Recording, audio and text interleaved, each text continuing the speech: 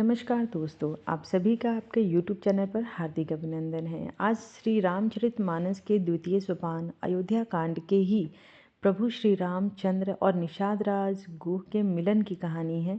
तो आइए इसको हम लोग सुनते हैं और इसे हृदय साथ करते हैं। आप सभी ने जो प्यार और सपोर्ट दिखाया उसके लिए आप सभी को धन्यवाद, और ऐसे ही इसे और सपोर्ट कीजिए और ज़्यादा से ज़्यादा लोगों को शेयर कीजिए। तो चलिए हम लोग आगे की कथा को श्रवण करते हैं। सुमंत्र जी राजा की आज्ञा पाकर सिर नवाकर और बहुत जल्दी रथ जुड़वाकर वहां चले गए। नगर के बाहर सीता जी सहित दोनों भाई थे। तब वहां पहुंचकर सुमंत्र जी ने राजा के वचन श्री रामचंद्र जी को सुनाए और विनती करके उनको रथ पर चढ़ाया। सीता जी सहित दोनों भाई रथ पर चढ़कर हृदय में अयोध्या को सिर नवाकर चले। श्री रामचंद्र जी को जाते हुए और अयोध्या के अनाथ होते हुए देखकर सब लोग व्याकुल होकर उनके साथ हो लिए। कृपा के समुद्र श्री राम जी उन्हें बहुत तरह से समझाते होते हुए अयोध्या की ओर लौट जाते हैं, परंतु प्रेमवश फिर लौट आते हैं। अयोध्यापुरी बड़ी डरावनी लग रही है, मानो अंधकारमयी कालरात्रि ही हो। नगर के नर नारी भयानक जंतुओं के समान एक दूसरे को देखकर डर रहे हैं। घर शमशान, कुटुंबी भूत प्रेत और पुत्र हितैषी और मित्र मानो यमराज के दूत बने हैं। बगीचों में वृक्ष और बेलें कुम्हला रही हैं। नदी और तालाब ऐसे भयानक लगते हैं कि उनकी ओर देखना भी शामिल नहीं। करोड़ों घोड़े, हाथी, खेलने के लिए पाले हुए हिरन, नगर के गाय बैल बकरी आदि पशु, पपीहे मोर कोयल चकवे तोते मैना सारस हंस और चकोर श्री राम जी के वियोग में सभी व्याकुल हुए हैं। जहाँ तहाँ ऐसे चुपचाप स्थिर होकर खड़े हैं मानो तस्वीर में लिख कर बनाए हुए हों। नगर मानो फलों से परिपूर्ण बड़ा भारी सघन वन था। नगरवासी सब स्त्री पुरुष बहुत से पशु पक्षी थे, अर्थात अवधपुरी अर्थ धर्म काम मोक्ष चारों फलों को देने वाली नगरी थी, और सब स्त्री पुरुष सुख से उनका फलों का प्राप्त करते थे। विधाता ने कैकी भिलनी बनाया, जिसने दसों दिशाओं में दुसह द्वागिनी भयानक आग जल लगा दी। श्री रामचंद्र जी के विरह इस अग्नि को लोग सह न सके। सब लोग व्याकुल होकर भाग चले। सब ने मन में विचार कर लिया कि श्री राम लक्ष्मण जी और सीता जी के बिना सुख नहीं है। जहाँ श्री राम जी रहेंगे वहीं सारा समाज रहेगा। श्री रामचंद्र जी के बिना अयोध्या में हम लोगों का कुछ काम नहीं है। ऐसा विचार कर दृढ़ करके देवताओं को भी दुर्लभ सुखों से पूर्ण घरों को छोड़कर सब श्री रामचंद्र जी के साथ चल पड़े। जिनको श्री राम जी के चरण कमलों को प्यारे हैं, उन्हें क्या कभी विषय भोग वश में कर सकते हैं। बच्चों और बूढ़ों के घरों में छोड़कर सब लोग साथ हो लिए। पहले दिन श्री रघुनाथ जी ने तमसा नदी के तीर पर निवास किया। प्रजा को प्रेम वश देखकर श्री रघुनाथ जी ने दयालु हृदय में बड़ा दुख हुआ। प्रभु श्री रघुनाथ जी करुणामय हैं, पराई पीड़ा को तुरंत भांप जाते हैं, अर्थात दूसरे के दुख को देखकर वे तुरंत दुखित हो जाते हैं। प्रेम युक्त कोमल और सुंदर वचन सुनकर श्री रामचंद्र जी ने बहुत प्रकार से लोगों को समझाया और बहुत तेरे धर्म संबंधी उपदेश दिए, परंतु प्रेमवश लोग लौटाए नहीं लौटते। सिल और स्नेह छोड़ा नहीं जाता। श्री राम जी असमंजस के अधीन हो गए। शोक और परिश्रम के मारे लोग सो गए और कुछ देवताओं की माया से भी उनकी बुद्धि मोहित हो गई। जब दोपहर रात बीत गई तब श्री रामचंद्र जी ने प्रेम पूर्वक मंत्री सुमंत्र से कहा, हे तात, रथ के खोज मारकर अर्थात पहियों के चिन्हों से दिशा का पता न चले, इस प्रकार रथ को हाँकिए और किसी उपाय से बात नहीं बनेगी। शंकर जी ने चरणों में सिर नवाकर श्री राम जी लक्ष्मण जी और सीता जी के रथ पर सवार हुए। मंत्री ने तुरंत ही रथ को इधर उधर खोज छिपाकर चला दिया। सवेरा होते ही सब लोग जागे तो बड़ा शोर मचा कि श्री रघुनाथ जी चले गए, कहीं रथ का खोज नहीं पाते। सब हा राम पुकारते हुए चारों ओर दौड़ रहे हैं, मानो समुद्र में जहाज डूब गया हो, जिससे व्यापारियों का समुदाय बहुत ही व्याकुल हो उठा हो। वे एक दूसरे को उपदेश देते हैं कि श्री रामचंद्र जी ने हम लोगों को कलेश होगा यह जानकर छोड़ दिया है। वे लोग अपनी निंदा करते हैं और मछलियों की सराहना करते हैं। कहते हैं, श्री रामचंद्र जी के बिना हमारे जीने को धिक्कार है। विधाता ने यदि प्यार का वियोग ही रचा है तो फिर उसने मांगने पर मृत्यु क्यों नहीं दी। इस प्रकार बहुत से प्रलाप करते हुए वे संताप से भरे हुए अयोध्या जी में आए। उन लोगों के विषय में वियोग की दशा का वर्णन किया जा सकता है। 14 साल की अवधि की आशा सस से ही वे प्राणों को रख रहे हैं। सब स्त्री पुरुष श्री रामचंद्र जी के दर्शन के लिए नियम और व्रत करने लगे और ऐसे दुखी हो गए जैसे चकवा चकवी और कमल सूर्य के बिना दिन हो जाते हैं। सीता जी और मंत्री सहित दोनों भाई श्रृंगवेरपुर जा पहुँचे। वहाँ गंगा जी को देखकर श्री राम जी रथ से उतर पड़े और बड़े हर्ष के साथ उन्होंने दंडवत की। लक्ष्मण जी, सुमंत्र और सीता जी भी प्रणाम किए। सबके साथ श्री रामचंद्र जी ने सुख पाया। गंगा जी के समस्त आनंद मंगलों की मूल है।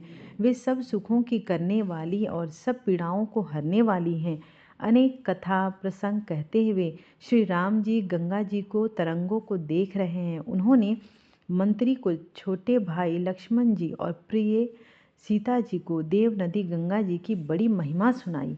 इसके बाद सबने स्नान किया, जिससे मार्ग का सारा थकावट दूर हो गया और पवित्र जल पीते ही मन में प्रसन्नता हो गई। जिनके स्मरण मात्र से बार बार जन्म के और मरने का महान श्रम मिट जाता है, उनको श्रम होना यह केवल अलौकिक लीला ही है। शुद्ध सच्चिदानंद स्वरूप सूर्यकुल के ध्वजारूप भगवान श्री रामचंद्र जी मनुष्यों के सदृश ऐसे चरित्र करते हैं जो संसार रूपी समुद्र को पार उतरने के लिए पुलक के समान हैं। जब निषाद राज गुह ने यह खबर पाई, तब आनंदित होकर उसने अपने प्रियजनों और भाई बंधुओं को बुला लिया और भेंट देने के लिए फल मूल कंद लेकर आए और उन्होंने भारों के भर कर मिलने के लिए चला। उसके हृदय में हर्ष का अपार था। दंडवत करके भेंट सामने रखकर वह अत्यंत प्रेम से प्रभु को देखने लगा। श्री रघुनाथ जी ने स्वाभाविक स्नेहवश होकर उसे अपने पास बैठाकर कुशल पूछी। निषाद राज ने उत्तर दिया, हे नाथ, आपके चरण कमल के दर्शन से ही कुशल है। आपके चरणाविंदों के दर्शन पाकर आज मैं भाग्यवान पुरुषों की गिनती में आ गया। हे देव, यह पृथ्वी, धन और घर सब आपका है। मैं तो परिवार सहित आपका नीच सेवक हूँ। अब कृपा करके संग में पधारिए और इस दास की प्रतिष्ठा बढ़ाइए, जिससे सब लोग और मेरे भाग्य की बड़ाई करें। श्री रामचंद्र जी ने कहा, हे सुजान सखा, तुमने जो कुछ कहा सब सत्य है, परंतु पिताजी ने मुझको और ही आज्ञा दी है। उनकी आज्ञा अनुसार मुझे 14 वर्ष तक मुनियों का व्रत और वेश धारण कर मुनियों के योग्य आहार करते हुए वन में बसना है। गांव के भीतर निवास करना उचित नहीं है। यह सुनकर गुह को बहुत दुख हुआ। श्री राम जी, लक्ष्मण जी और सीता जी के रूप को देखकर गांव के स्त्री पुरुष प्रेम के साथ चर्चा करते हैं। कोई कहती हैं, हे सखी, कहो तो वे माता पिता कैसे हैं जिन्होंने ऐसी सुंदर सुकुमार बालकों को वन में भेज दिया। कोई एक कहते हैं, राजा ने अच्छा ही किया, इसी बहाने हमें भी ब्राह्मण नेत्रों को लाभ दिया। तब निषाद राज ने हृदय में अनुमान किया तो अशोक के पेड़ को उनके ठहरने के लिए मनोहर समझा दिया। उसने श्री रघुनाथ जी को लेकर जाकर वह स्थान दिखाया। श्री रामचंद्र जी ने देखकर कहा कि हे, यह सब प्रकार से सुंदर है। पूर्ववासी लोग जोहार वंदना करके अपने अपने घर लौटे और श्री रामचंद्र जी संध्या करने पधारे। गुहिया ने इस बीच कुश और कोमल पत्तों की कोमल और सुंदर साथरी सजाकर बिछा दी और पवित्र मीठे और कोमल देख देख कर दोनों में भर भर कर फल मूल और पानी रख दिया, अथवा अपने हाथ से फल मूल दोनों में भर भर कर रख दिए। सीता जी, सुमंत्र जी और भाई लक्ष्मण जी सहित कंदमूल फल खाकर रघुकुल मणि श्री रामचंद्र जी लेट गए। भाई लक्ष्मण जी उनके पैर दबाने लगे। फिर प्रभु श्री रामचंद्र जी को सोते जानकर लक्ष्मण जी उठे और कोमल वाणी से मंत्री सुमंत्र जी को सोने के लिए कहकर वहाँ से कुछ दूर पर धनुष बाण से सजकर विरासन से बैठाकर जागकर पहरा देने लगे। कुएं ने विश्वास पात्र पहरेदारों को बुलवाकर अत्यंत प्रेम से जगह जगह नियुक्त कर दिया और आप कमर में तरकस बांधकर तथा धनुष पर बाण चढ़ाकर लक्ष्मण जी के पास जा बैठे। प्रभु को जमीन पर सोते देखकर प्रेमवश निषाद राज के हृदय में विषाद हो आया। उसका शरीर पुलकित हो गया और नेत्रों से प्रेमाश्रुओं का जल बहने लगा। वह प्रेम सहित लक्ष्मण जी से वचन कहने लगा, महाराज दशरथ जी का महल तो स्वभाव से ही सुंदर है। इंद्र भवन भी जिसकी समानता नहीं पा सकता। उसमें सुंदर मणियों में रचे चौबारे छत के ऊपर बंगले में हैं, जिन्होंने मानो रति के पति कामदेव अपने ही हाथों से सजाकर बनाया है, जो पवित्र बड़े ही विलक्षण सुंदर भोग पदार्थों से पूर्ण और फलों की और फूलों की सुगंध से सुवासित है, जहाँ सुंदर पलंग और मणियों के दीपक हैं तथा सब प्रकार का पूरा आराम है, जहाँ अनेकों वस्त्र तकिए और गदे हैं, जो दूध के फेन के समान कोमल निर्जल निर्मल सुंदर। और वहाँ उन चौबारों में श्री सीता जी और श्री रामचंद्र जी रात को सोया करते थे और अपनी शोभा से रति और कामदेव के गर्व को हरण करते थे। वही श्री सीता और श्री राम जी आज घास फूस की साथरी पर थके हुए बिना वस्त्र के ही सोए हैं। ऐसी दशा में वे देखे नहीं जाते। माता पिता कुटुंबी पूर्ववासी मित्र अच्छे शील स्वभाव दास और दासियाँ सब जिनको अपने प्राणों की तरह सार संभार करते थे, वही प्रभु श्री रामचंद्र जी आज पृथ्वी पर सो रहे हैं। जिनके पिता जनक जी, जिनका प्रभाव जगत में प्रसिद्ध है, जिनके ससुर इंद्र के मित्र रघुराज दशरथ जी हैं और पति श्री रामचंद्र जी हैं, वही जानकी जी आज जमीन पर सो रही हैं। विधाता किसको प्रतिकूल नहीं होता। सीता जी और श्री रामचंद्र जी क्या वन के योग्य हैं? लोग सच कहते हैं कि कर्म ही प्रधान है। कैकेयी राज की लड़की नीच बुद्धि कैकेयी ने बड़ी ही कुटिलता की, जिसने रघुनंदन श्री राम जी को जानकी जी को सुख के समय दुख दिखा दिया। वह सूर्य कुल रूपी वृक्ष के लिए कुल्हाड़ी हो गई। उसको बुद्धि ने संपूर्ण विश्व को दुखी कर दिया। श्री राम सीता को जमीन पर सोते हुए देखकर निषाद को बड़ा दुख हुआ। तब लक्ष्मण जी ज्ञान वैराग्य और भक्ति के रस से सनी हुई मीठी और कोमल वाणी बोले, हे भाई, कोई किसी को दुख या सुख देने वाला नहीं है। सब अपने ही किए हुए कर्मों का फल भोगते हैं। संयोग वियोग भले बुरे भोग शत्रु मित्र और उदासीन ये सभी भ्रम के फंदे हैं। जन्म मृत्यु संपत्ति विपत्ति कर्म और काल जहाँ तक जगत के जंजाल हैं, धरती घर धन नगर परिवार स्वर्ग और नरक आदि जहाँ तक व्यवहार हैं, जो देखने सुनने और मन के अंदर विचारने में आते हैं, इन सब का मूल मोह अज्ञान ही है। परमार्थतः यह नहीं है। जैसे स्वप्न में राजा भिखारी हो जाए या कंगाल स्वर्ग का स्वामी इंद्र हो जाए, तो जागने पर लाभ या हानि कुछ भी नहीं है, वैसे ही इस दृश्य प्रपंच को हृदय से देखना चाहिए। ऐसा विचार कर क्रोध नहीं करना चाहिए और न किसी को व्यर्थ दोष ही देना चाहिए। सब लोग मोह रूपी रात्रि में सोने वाले हैं और सोते हुए उन्हें अनेकों प्रकार के स्वप्न दिखाई देते हैं। इस जगत रूपी रात्रि में योग लोग जागते हैं, जो परमार्थी हैं और प्रपंच से छूटे हुए हैं। जगत में जीव को जागा हुआ तभी जानना चाहिए जब संपूर्ण भोग विलासों से वैराग्य हो जाए। विवेक होने पर मोह रूपी भ्रम भाग जाता है। तब अज्ञान का नाश होने पर श्री रघुनाथ जी के चरणों में प्रेम होता है। हे सखा, मन वचन और कर्म से श्री राम जी के चरणों से प्रेम होना यही सर्वश्रेष्ठ परमार्थ है। श्री राम जी परमार्थ स्वरूप परम वस्तु परम ब्रह्म है। वे अविगत जानने में न आने वाले अलख अनादि अनुपम सब विकारों से रहित और भेद शून्य हैं। वेद जिनका नित्य नेति नेति कहकर निरूपण करते हैं, वही कृपालु श्री रामचंद्र जी भक्त भूमि ब्राह्मण गौ देवताओं हित के लिए मनुष्य शरीर धारण करके लीलाएं करते हैं, जिनके सुनने से जगत के जंजाल मिट जाते हैं। हे सखा, ऐसा समझ मोह को त्याग कर श्री सीताराम जी के चरणों में प्रेम करो। इस प्रकार श्री रामचंद्र जी के गुण कहते कहते सवेरा हो गया। तब जगत का मंगल करने वाले और उसे सुख देने वाले श्री राम जी जागे। सौज के सब कार्य करके नित्य पवित्र और सुजान श्री रामचंद्र जी ने स्नान किया। फिर बड़ का दूध मंगाया और छोटे भाई लक्ष्मण जी सहित उस दूध से सिर पर जटाएं बनाई। यह देखकर सुमंत्र जी के नेत्रों में जल छा गया। उनका हृदय अत्यंत जलने लगा, मुंह मलिन हो गया। वे हाथ जोड़कर अत्यंत दीन वचन बोले, हे नाथ, मुझे कौशलनाथ दशरथ जी ने ऐसी आज्ञा दी थी कि तुम रथ लेकर श्री राम जी के पास जाओ।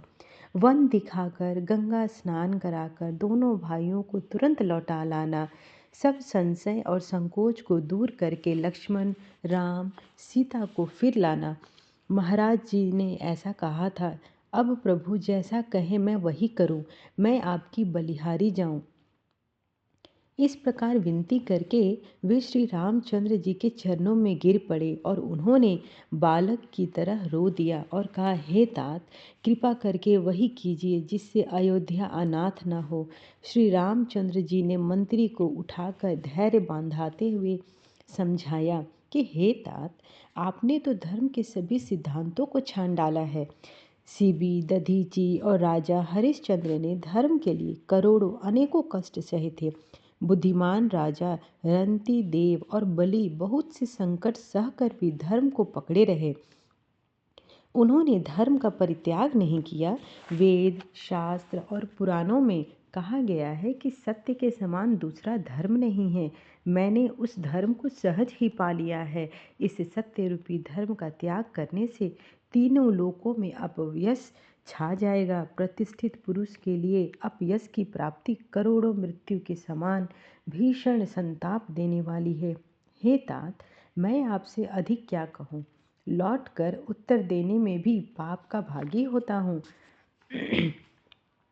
आप जाकर पिताजी के चरण पकड़कर करोड़ों नमस्कार के साथ ही साथ जोड़कर विनती करिएगा कि हे तात, आप मेरी किसी बात की चिंता न करें। आप भी पिता के समान ही मेरे बड़े हितैषी हैं। हे तात, मैं हाथ जोड़कर आपसे विनती करता हूँ कि आपका भी सब प्रकार से वही कर्तव्य है जिसमें पिताजी हम लोगों के सोच में दुख ना पावे। श्री रघुनाथ जी और सुमंत्र का यह संवाद सुनकर निषाद राज कुटुंबियों सहित व्याकुल हो गया। फिर लक्ष्मण जी ने कुछ कड़वी बात कही। प्रभु श्री रामचंद्र जी ने उसे बहुत ही अनुचित जानकर उसको मना किया। श्री रामचंद्र जी ने सकुचाकर अपनी सौगंध दिलाकर सुमंत्र जी से कहा कि आप जाकर लक्ष्मण जी का यह संदेश न कहिएगा। सुमंत्र ने फिर राजा का संदेश कहा कि सीता वन की कलेश न सह सकेगी, अतएव जिस तरह सीता अयोध्या को लौट आवे, तुमको और श्री रामचंद्र जी को वही उपाय करना चाहिए। नहीं तो मैं बिल्कुल ही बिना सहारे का होकर वैसे ही नहीं जीऊँगा जैसे नहीं तो मैं बिल्कुल ही बिना सहारे का होकर वैसे ही नहीं जी पाऊँगा जैसे बिना जल के मछली नहीं होती। सीता के मायके और ससुराल सब सुख है। जब तक यह विपत्ति दूर नहीं होती तब तक वे जब जहाँ जी चाहे वहीं सुख से रहें। राजा ने जिस तरह से विनती की है वह दीनता और प्रेम का कहा नहीं जा सकता। कृपानिधान श्री रामचंद्र जी ने पिता का संदेश सुनकर सीता जी को करोड़ों प्रकार से सीख दी। उन्होंने कहा, जो तुम घर लौट जाओ तो सास, ससुर, गुरु, प्रियजन एवं कुटुंबी सबकी चिंता मिट जाए। पति के वचन सुनकर जानकी जी कहती हैं, हे प्राणपति, हे परम स्नेही, सुनिए। हे प्रभु, आप करुणामय हैं और परम ज्ञानी हैं। कृपा करके विचार तो कीजिए। शरीर को छोड़कर छाया अलग कैसे रोकी है रह सकती है। सूर्य की प्रभा सूर्य को छोड़कर कहाँ जा सकती है और चांदनी चंद्रमा का त्याग कर कहाँ जा सकती है।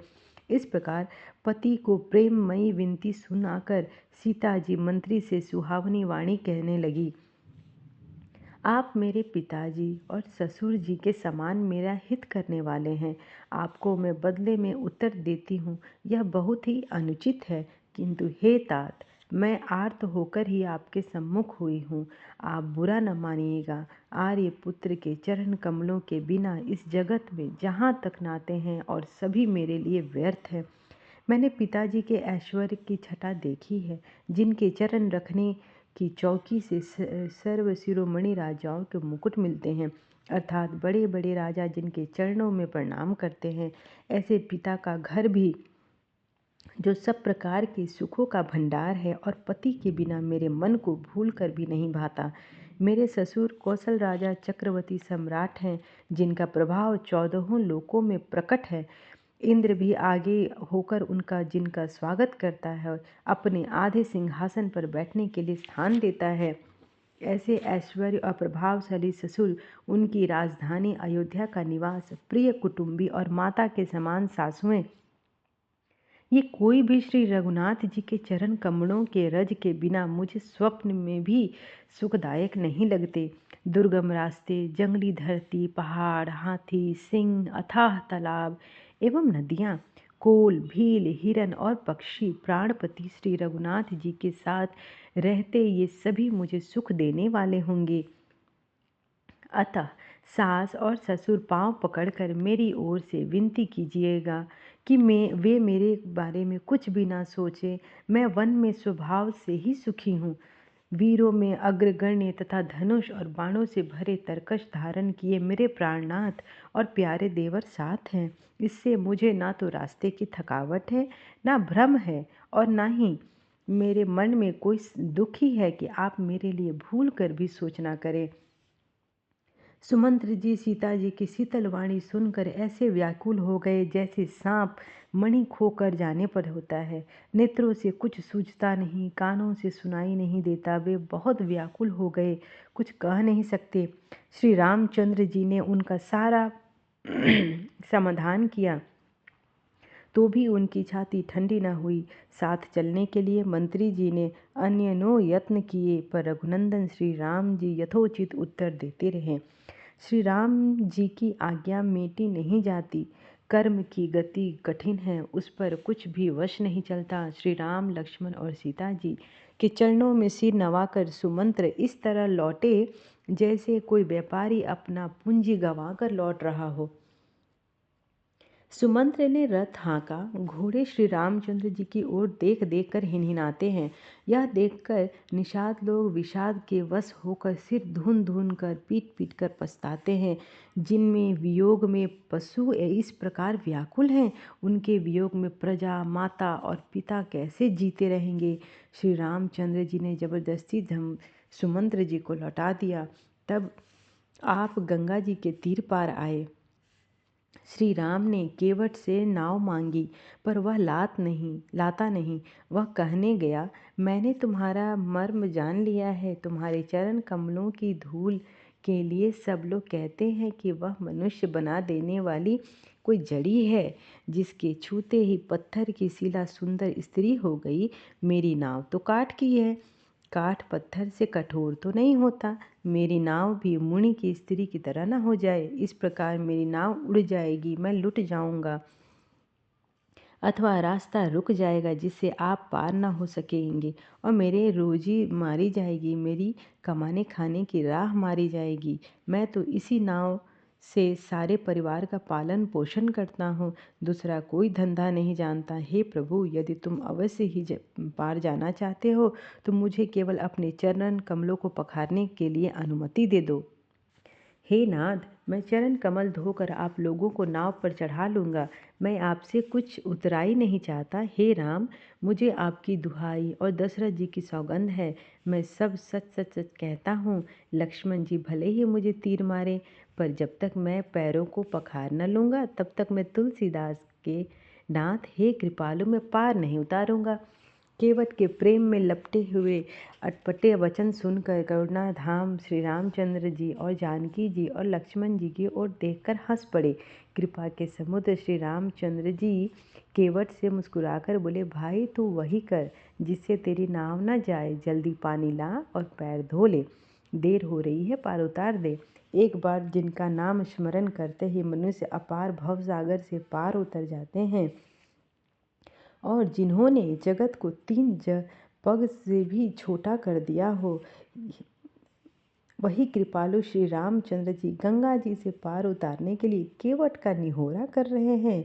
प्रभु के इन वचनों को सुनकर गंगा जी की बुद्धि मोह से खींच गई थी कि ये साक्षात भगवान होकर भी पार उतारने के लिए केवट का निहोरा कैसे कर रहे हैं। परंतु समीप आने पर अपनी उत्पत्ति के स्थान पद्म खों को देखते ही उन्हें पहचान गई।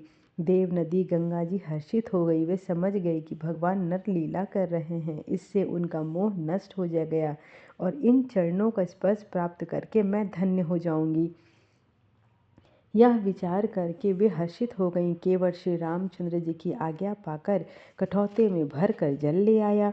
अत्यंत आनंद और प्रेम में उमंग होकर वह भगवान के चरण कमलों को धोने लगा। सब देवता फूल बरसाकर सिहाने लगे कि इसके समान पुण्य की राशि कोई नहीं है। चरणों को धोकर और सारे परिवार सहित स्वयं उस जल को पीकर उस महान पुण्य के द्वारा अपने पितरों को भवसागर से पार कर कर फिर आनंद पूर्वक प्रभु श्री रामचंद्र को गंगा जी के पार ले गया। निषाद राज और लक्ष्मण जी सहित श्री सीता जी और श्री रामचंद्र जी नाव से उतरकर गंगा जी की रेत बालू में खड़े हो गए। तब केवट ने उतरकर दंडवत की। उसको दंडवत करते देखकर प्रभु को संकोच हुआ कि इसको कुछ दिया नहीं। पति के हृदय की जानने वाली सीता जी ने आनंद भरे मन से अपनी रत्न जड़ित अंगूठी अंगुली से निकाली और कृपालु श्री रामचंद्र जी ने केवट से कहा, नाव की उतराई लो। केवट ने व्याकुल होकर चरण पकड़ लिए। उसने कहा, हे नाथ, आज मैंने क्या नहीं पाया। मेरे दोष दुख और दरिद्रता आग आज बुझ गई। मैंने बहुत समय तक मजदूरी की। विधाता ने आज बहुत अच्छी भरपूर मजदूरी दे दी। हे नाथ, हे दीनदयाल, आपकी कृपा से अब मुझे कुछ नहीं चाहिए। लौटती बार आप मुझे जो कुछ देंगे वह प्रसाद में सिर चढ़ा कर लूँगा। प्रभु श्री राम जी, लक्ष्मण जी और सीता जी ने बहुत आग्रह किया पर केवट कुछ न लेता। तब करुणा के धाम भगवान श्री रामचंद्र जी ने निर्मल भक्ति का वरदान देकर उसे विदा किया। फिर रघुकुल के स्वामी श्री रामचंद्र जी ने स्नान करके पार्थिव पूजा की और शिव जी को सिर नवाकर सीता जी ने हाथ जोड़कर गंगा जी से कहा, हे माता, मेरा मनोरथ पूरा कीजिएगा जिससे मैं पति और देवर साथ कुशल पूर्वक लौट आकर तुम्हारी पूजा करें। सीता जी की प्रेम रस में सनी हुई विनती सुनकर तब गंगा जी के निर्मल जल में से श्रेष्ठ वाणी हुई, हे रघुवीर की प्रियतमा जानकी, सुनो, तुम्हारा प्रभाव जगत में किसे नहीं मालूम है। तुम्हारी कृपा दृष्टि से देखते ही लोग लोकपाल हो जाते हैं। सब सिद्धियां हाथ जोड़े तुम्हारी सेवा करती हैं। तुमने जो मुझको बड़ी विनती सुनाई, यह तो मुझ पर कृपा की और मुझे बड़ाई दी है। तो भी हे देवी, मैं अपनी वाणी सफल होने के लिए तुम्हें आशीर्वाद दूंगी। तुम अपने प्राणनाथ और देवर सहित कुशल पूर्वक अयोध्या लौटोगी। तुम्हारी सारी मनोकामना पूरी होगी। तुम्हारा सुंदर यश जगत भर में जाएगा। मंगल के मूल गंगा जी वचन सुनकर और देव नदी को अनुकूल देखकर सीता जी आनंदित हुई। तब प्रभु श्री रामचंद्र जी ने निषादराज गुह से कहा कि भैया, अब तुम भी घर जाओ। यह सुनते ही उसका मुंह सूख गया और हृदय में दाह उत्पन्न हुआ। हाथ जोड़कर दीन वचन बोला, हे रघुकुल शिरोमणि, मेरी विनती सुनिए। मैं नाथ आपके साथ रहकर, रास्ता दिखाकर, 4 दिन चरणों की सेवा करके, हे रघुराज, जिस वन में आप जाकर रहेंगे वहाँ मैं सुंदर कुटी बना दूंगा। तब मुझे आपकी जैसी आज्ञा देंगे, मुझे रघुवीर की दुहाई है, मैं वैसा ही करूँगा। उसके स्वाभाविक प्रेम को देखकर श्री रामचंद्र जी ने उसको साथ ले लिया। इससे गुह के हृदय में बड़ा आनंद हुआ। फिर निषाद राज ने अपनी जाति के लोगों को बुला लिया और उनका संतोष करा के तब उनको विदा किया। तब प्रभु श्री रघुनाथ जी, श्री गणेश जी और शिव जी का स्मरण करके तथा गंगा जी को मस्तक नवाकर सखा निषाद राज, छोटे भाई लक्ष्मण जी और सीता सहित वन को चले। उस दिन पेड़ के नीचे निवास हुआ। लक्ष्मण जी और सूखा गुह ने विश्राम की सब सुव्यवस्था कर दी थी। प्रभु श्री रामचंद्र जी ने सवेरे प्रातःकालीन की सब क्रियाएं करके जाकर तीर्थों को राजा प्रयाग के दर्शन किए। उस राजा का सत्य मंत्री है, श्रद्धा प्यारी स्त्री है और श्री वेणी माधव जी सखरी सरीखे हितकारी मित्र हैं। 4 पदार्थों से भंडार भरा है और वह पुण्यमय प्रांत ही उस राजा का सुंदर देश है। प्रयाग क्षेत्र ही दुर्गम, मजबूत और सुंदर किला है, जिसको स्वप्न में भी पाप रूपी शत्रु नहीं पा सके। संपूर्ण तीर्थ ही उसके श्रेष्ठ वीर सैनिक हैं, जो पाप की सेना को कुचल डालने वाले बड़े रणधीर हैं। गंगा, जमुना और सरस्वती का संगम ही जिसका अत्यंत सुशोभित सिंहासन है। अक्षय वट छत्र है, जो मुनियों भी उन मनमोह को मोह लेती है। यमुना जी और गंगा जी के तरंगे उसके श्याम और श्वेत चंवर हैं, जिनको देखकर ही दुख और दरिद्रता नष्ट हो जाती है। पुण्यात्मा पवित्र साधु उसकी सेवा करते हैं और सब मनोरथ पाते हैं। वेद और पुण्यों के समूह भाट हैं, जिसके निर्मल गुण गानों का बखान करते हैं। पापों के समूह रूपी हाथी के मारने के लिए सिंह रूपी प्रयागराज प्रभाव, महत्व, महात्म्य कौन कह सकता है। ऐसे सुहावने तीर्थराज का दर्शन करके सुख के समुद्र रघुकुल श्रेष्ठ श्री राम जी बहुत सुख पाए। उन्होंने अपने श्रीमुख से सीता जी, लक्ष्मण जी और सखा गुई को तीर्थराज की महिमा कहकर सुनाई। तदंतर प्रणाम करके वन और बगीचों को देखते हुए और बड़े प्रेम से महात्म्य करते हुए कहते हैं, इस प्रकार श्री राम ने आकर त्रिवेणी दर्शन किया, जो स्मरण करने से ही सब सुंदर मंगलों को देने वाली है। फिर आनंद पूर्वक स्नान करके शिव जी की सेवा की और विधि पूर्वक तीर्थ देवताओं का पूजन किया। स्नान पूजन आदि सब करके तब प्रभु श्री राम भारद्वाज जी के पास आए। उन्हें दंडवत करते हुए ही मुनि ने हृदय से लगा लिया। मुनि ने मन का आनंद कुछ कहा नहीं जाता, मानो उन्हें ब्रह्मांड की राशि मिल गई हो। मुनिवर भारद्वाज ने आशीर्वाद दिया। उनके हृदय में ऐसा जानकर अत्यंत आनंद हुआ कि आज विधाता ने मानो हमारे संपूर्ण पुण्यों के फल लाकर आंखों के सामने कर दिया। कुशल पूछकर मुनिराज ने उनको आसन दिया और प्रेम सहित पूजन करके उन्हें संतुष्ट कर दिया। फिर मानो अमृत के ही बने हों ऐसे अच्छे अच्छे कंद, मूल, फल और अंकुर लाकर दिए। सीता जी, लक्ष्मण जी और सेवक गुह सहित श्री रामचंद्र जी ने उन सुंदर मूल फलों की बड़ी रुचि के साथ खाया। थकावट दूर होने से श्री रामचंद्र जी सुखी हो गए। तब भरद्वाज जी ने उनके कोमल वचन कहे, हे राम, आपका दर्शन करते ही आज मेरा तप, तीर्थ सेवन और त्याग सफल हो गया। आज मेरा जप, योग और वैराग्य सफल हो गया। आज मेरे संपूर्ण शुभ साधनों का समुदाय भी सफल हो गया। लाभ की सीमा, सुख की सीमा दूसरी कुछ भी नहीं है। आपके दर्शन से मेरी सब आशाएं पूर्ण हो गई हैं। अब कृपा करके यह वरदान दीजिए कि आपके चरण कमलों को मेरा स्वभाव प्रेम हो। जब तक कर्म, वचन और मन से छल छोड़कर मनुष्य आपका दास नहीं हो जाता, तब तक करोड़ों उपाय करने से भी स्वप्न भी वह सुख नहीं पाता। मुनि के वचन सुनकर उनकी भाव भक्ति के कारण आनंद से तृप्त हुए भगवान श्री रामचंद्र जी लीला की दृष्टि से सकुचा गए। तब अपने ऐश्वर्य को छिपाते हुए श्री रामचंद्र जी भारद्वाज मुनि का सुंदर सुयश करोड़ों प्रकार से कहकर सबको सुनाया। उन्होंने कहा, हे मुनिवर, जिसको आप आदर दें वही बड़ा है और वही सब गुण समूहों का घर है। इस प्रकार श्री राम जी और मुनि भरद्वाज जी दोनों परस्पर विनम्र हो रहे और अन्य सुख अनुभव कर रहे थे।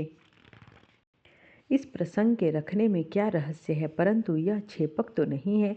इस तापस को जब कभी अलिखित गति कहते हैं, तब निश्चय पूर्वक कौन क्या कह सकता है। हमारी समझ से यह तापस या तो श्री हनुमान जी थे अथवा धनानस्त तुलसीदास जी थे। अपने इष्ट देव को पहचान कर उसके नेत्रों में जल भराया और शरीर पुलकित हो उठा और दंड की भांति पृथ्वी पर गिर पड़े। प्रेम वली दशावक हो गए। श्री राम जी ने प्रेम पूर्वक पुलकित होकर उसको हृदय से लगा लिया। यह श्री राम लक्ष्मण और सीता जी के आने की खबर पाकर प्रयाग निवासिनी ब्रह्मचारी तपस्वी मुनि सिद्ध और उदासी सब श्री दशरथ जी के सुंदर पुत्रों को देखने के लिए भरद्वाज जी के आश्रम पर आए। श्री रामचंद्र जी ने सब किसी को प्रणाम किया। नेत्रों का लाभ पाकर सब आनंदित हो गए और परम सुख पाकर आशीर्वाद लेने लगे। श्री रामचंद्र जी के सौंदर्य की सराहना करते हुए लौटे।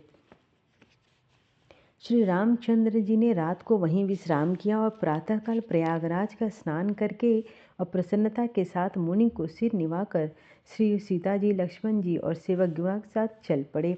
चलते समय बड़े प्रेम से श्री रामचंद्र जी ने मुनि से कहा, हे नाथ, बताइए हम किस मार्ग से जाएं।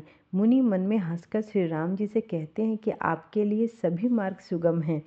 फिर उनके साथ के लिए मुनि ने शिष्यों को बुलाया। साथ ही जाने की बात सुनते ही चित्त में हर्षित हो गए।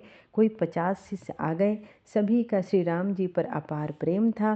सभी कहते हैं कि मार्ग हमारा देखा हुआ है, मार्ग हमारा देखा हुआ है।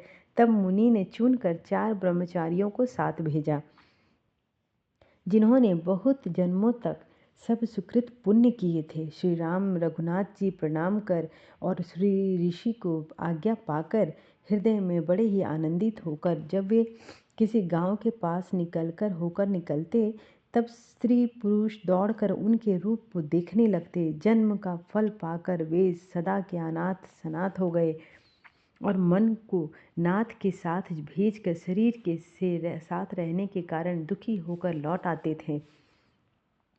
तदंतर श्री रामचंद्र जी ने विनती करके चारों ब्रह्मचारियों को विदा किया। वे मनचाही वस्तु पाकर लौटे। यमुना जी के पार उतरकर सबने यमुना जी के जल में स्नान किया, जो श्री रामचंद्र जी के शरीर के समान ही श्याम रंग का था।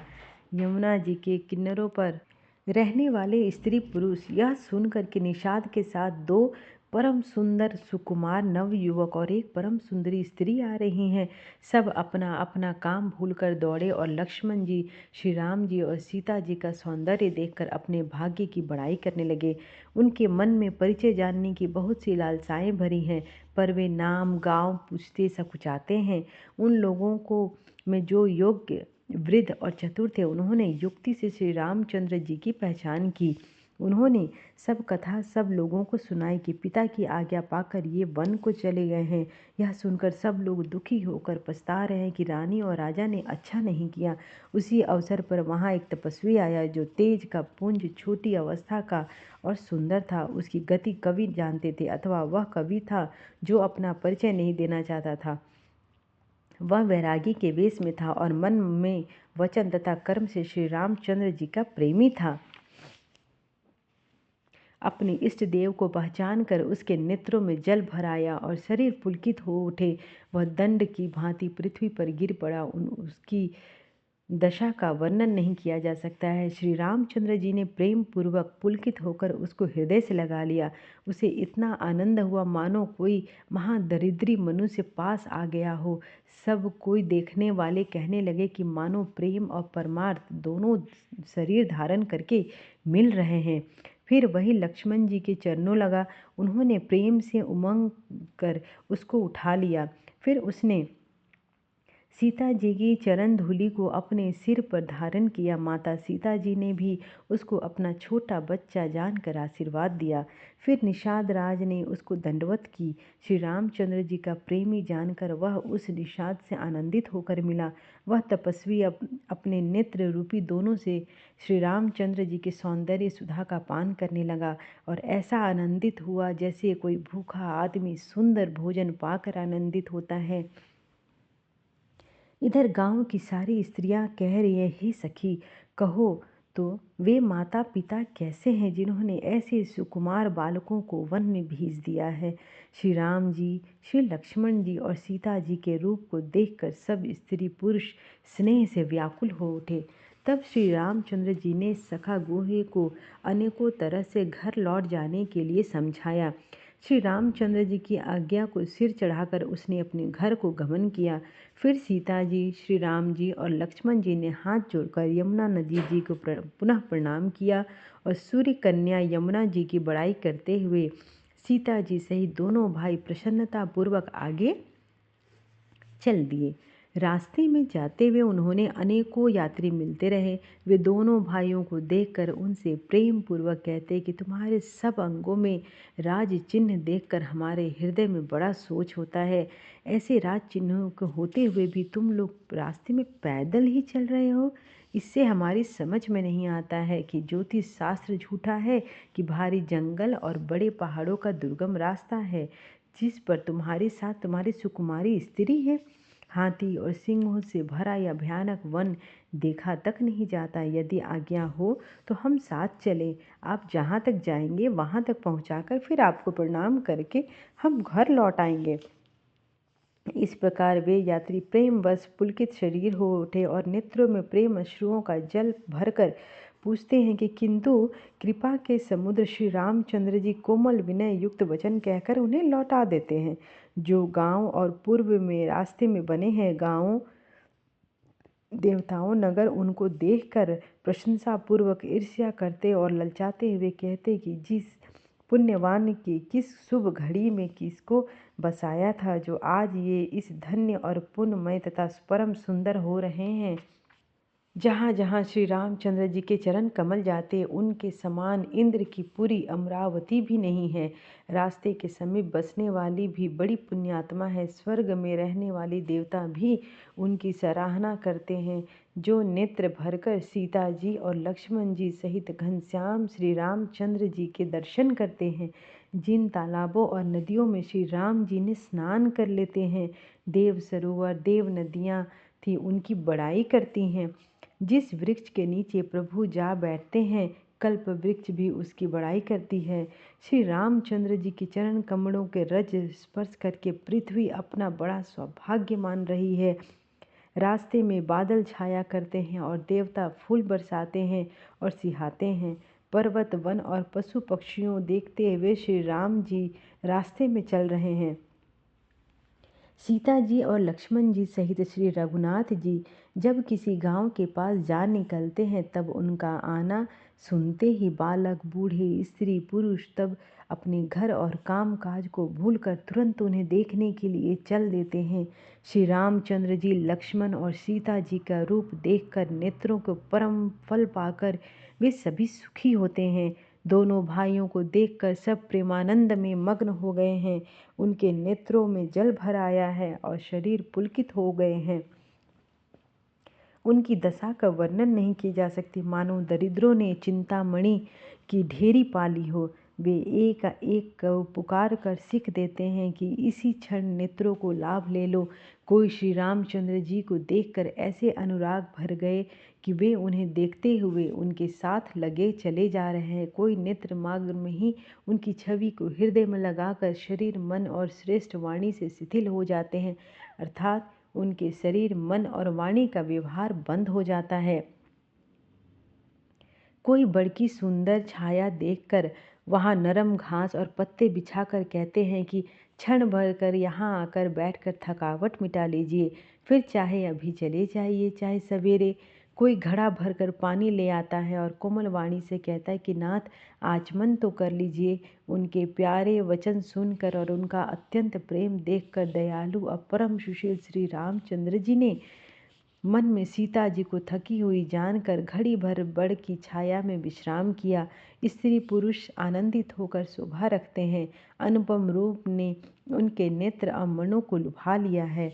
सब लोग टकटकी लगाए श्री रामचंद्र जी के मुख चंद्र को चकोर की तरह देखते हुए चारों ओर सुशोभित हो रहे हैं। श्री राम जी का नवीन तमाल वृक्ष के रंग का श्याम रंग शरीर अत्यंत शोभा दे रहा है, जिसे देखते ही करोड़ों कामदेवों के मन मोहित हो जाते हैं।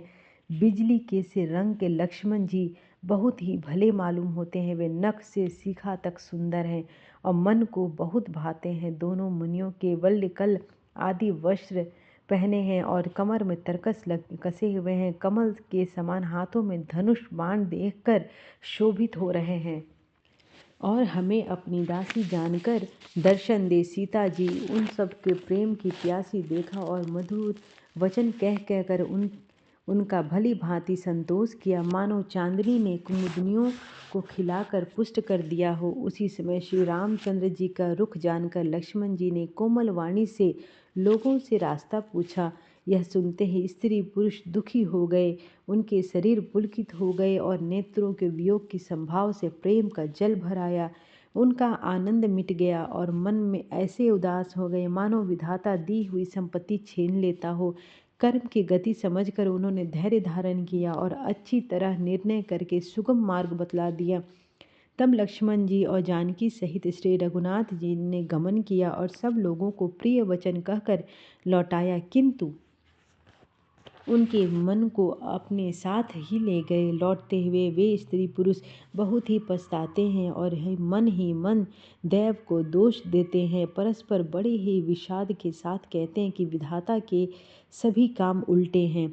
वह विधाता बिल्कुल निरंकुश, निर्दय और निडर है, जिसने चंद्रमा को रोगी और कलंकी बनाया, कल्प वृक्ष को पेड़ और समुद्र को खारा बनाया।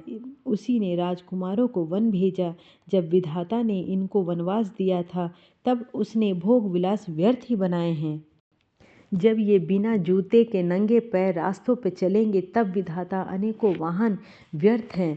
जब ये कुश और पत्ते बिछाकर जमीन पर ही पड़े रहते हैं, तब विधाता ने जो सुंदर सेज, पलंग और बिछौने किस लिए बनाता है। विधाता जब इनको बड़े बड़े पेड़ों के नीचे का निवास दिया है, तब उज्ज्वल महलों को बना बना कर उसने व्यर्थ ही परिश्रम किया है। जो ये सुंदर और अत्यंत सुकुमार होकर मुनियों के वस्त्र पहनते हैं और जटा धारण करते हैं, तो फिर करतार विधाता ने भांति भांति के गहने और कपड़े किसके लिए बनाए हैं। जो ये कंद मूल फल खाते हैं, तो जगत में अमृत आदि भोजन व्यर्थ ही हैं। कोई एक कहते हैं यह स्वभाव से ही सुंदर है, इनका सौंदर्य माधुर्य नित्य और स्वाभाविक है, ये अपने आप प्रकट हुए हैं, ब्रह्मा के बनाए हुए हैं। हमारे कानों, नेत्रों और मन के द्वारा अनुभव में आने वाली विधाता की करनी को जहाँ तक वेदों ने वर्णन करके कहा है, वहाँ तक 14 लोकों में ढूंढ के देखो, ऐसे पुरुष और ऐसी स्त्री कहीं नहीं है, कहीं भी नहीं है। इसी से सिद्ध है कि हे विधाता के 14 लोकों को अलग है और हम अपनी महिमा से ही आप निर्मित हुए हैं। इन्हें देखकर विधाता का मन अनुक्त मुक्त हो गया। तब वह भी इन्हीं की उपाय के योग्य दूसरी स्त्री पुरुष बनाने लगा। उसने बहुत परिश्रम किया, परंतु कोई उसकी अटकल ही नहीं है। इसी ईर्ष्या के मारे इसने इनको जंगल में लाकर छिपा दिया है। कोई एक कहते हैं कि हम बहुत नहीं जानते हैं, अपने को परम धन्य अवश्य मानते हैं जो इनके दर्शन कर रहे हैं, और हमारी समझ में वे भी बड़े पुण्यवान हैं जिन्होंने इनको देखा है, जो देख रहे हैं और जो देखेंगे। इस प्रकार प्रिय वचन कह कह कर सब नेत्रों में प्रेम अश्रुओं को जल भर लेते हैं और कहते हैं कि हे अत्यंत सुकुमार शरीर वाले, दुर्गम मार्ग में कैसे चलेंगे। स्त्रियां स्नेह बस विकल हो जाती है, मानो संध्या के समान चकवी सोह कर रही हो। इनके चरण कमलों को कोमल तथा मार्ग को कठोर जानकर वे व्यवस्थित हृदय उत्तम वाणी कहते हैं। उनके कोमल और लाल चरणों तलवों को छूते ही पृथ्वी वैसे ही सकुचा जाती है जैसे हमारे हृदय सकुचा रहे हैं। जगदीश्वर, यदि उन्हें वनवास ही दिया तो सारे रास्ते को पुष्पमय क्यों नहीं बना दिया। यदि ब्रह्मा से मांगे मिले तो हे सखी, हम तो उनसे मांग कर इन्हें अपनी आँखों में ही रखें। जो स्त्री पुरुष इस अवसर पर नहीं आए, वे श्री सीता जी के लिए नहीं देख सके। उनके सौंदर्य को सुनकर वे व्याकुल होकर पूछते हैं कि भाई, अब तक वे कहाँ तक गए होंगे। और जो समर्थ हैं वे दौड़ते हुए जाकर उनके दर्शन कर लेते हैं और जन्म का परम फल पाकर विशेष आनंदित होकर घर लौटते हैं। गर्भवती, प्रसूता आदि अबला स्त्रियां, बच्चे और बूढ़े दर्शन न पाने से हाथ मलते और पछताते हैं। इस प्रकार जहाँ जहाँ श्री रामचंद्र जी जाते हैं, वहाँ वहाँ लोग प्रेम के वश में हो जाते हैं। सूर्य कुल रूप कुमुदनी के प्रफुल्लित हो करने वाले चंद्रमा स्वरूप श्री रामचंद्र जी के दर्शन गांव गांव से ऐसा ही आनंद हो रहा था। जो लोग वनवास दिए जाने का कुछ भी समाचार सुन पाते, वे राजा रानी दशरथ कैकेयी को दोष लगाते। कोई एक कहते कि राजा बहुत ही अच्छे हैं, उन्होंने हमें अपने नेत्रों का लाभ दिया। स्त्री पुरुष सभी आपस में सीधी स्नेह भरी सुंदर बातें करते हैं। कहते हैं कि वे माता पिता धन्य हैं जिन्होंने इन्हें जन्म दिया। वह नगर धन्य है जहाँ से ये आए हैं। वह देश पर्वत वन और गांव धन्य हैं और वही स्थान धन्य है जहाँ जहाँ ये जाते हैं। ब्रह्मा ने उसी को रचकर सुख पाया है जिसके ये श्री रामचंद्र जी सब प्रकार से स्नेही हैं। पथिक रूप श्री रामचंद्र जी लक्ष्मण जी की सुंदर कथा सारे रास्ते और जंगल में छा गए। रघुकुल रूपी कमल के खिलाने वाले सूर्य चंद्र श्री रामचंद्र जी इस प्रकार मार्ग के लोगों को सुख देते हुए सीता जी और लक्ष्मण सहित वन को देखते हुए चले जाते हैं।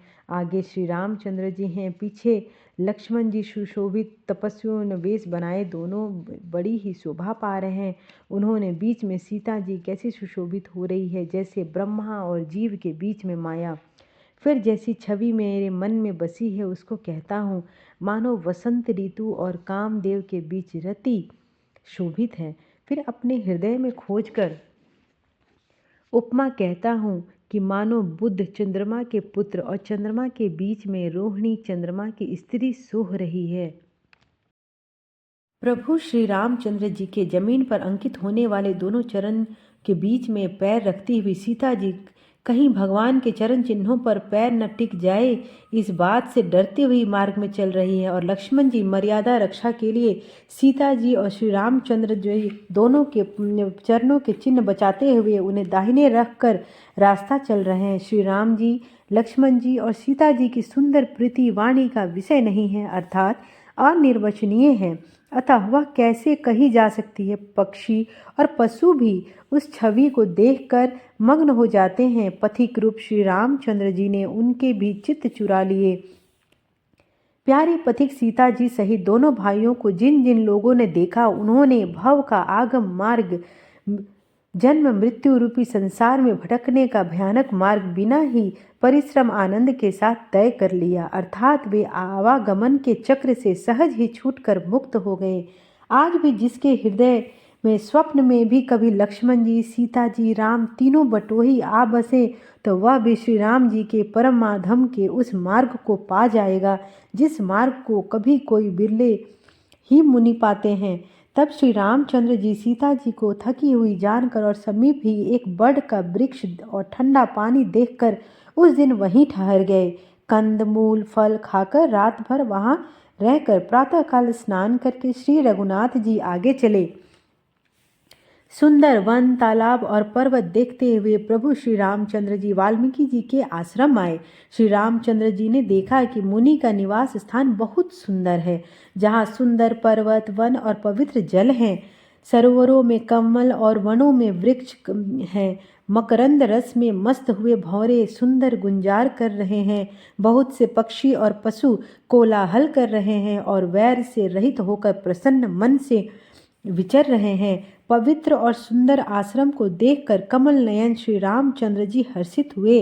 रघुश्रेष्ठ श्री राम जी का आगमन सुनकर मुनि वाल्मीकि जी उन्हें लेने के लिए आगे आए। श्री रामचंद्र जी ने मुनि को दंडवत किया। विप्रश्रेष्ठ मुनि ने उन्हें आशीर्वाद दिया। श्री रामचंद्र जी की छवि देखकर मुनि के नेत्र शीतल हो गए।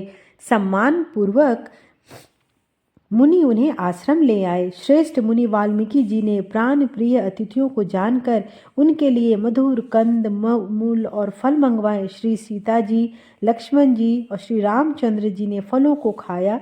तब मुनि ने उनको विश्राम करने के लिए सुंदर स्थान बतला दिया।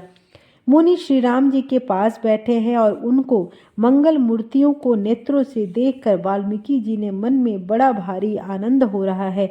तब श्री रघुनाथ जी कमल सदृश हाथों को जोड़कर कानों को सुख देने वाले मधुर वचन बोले।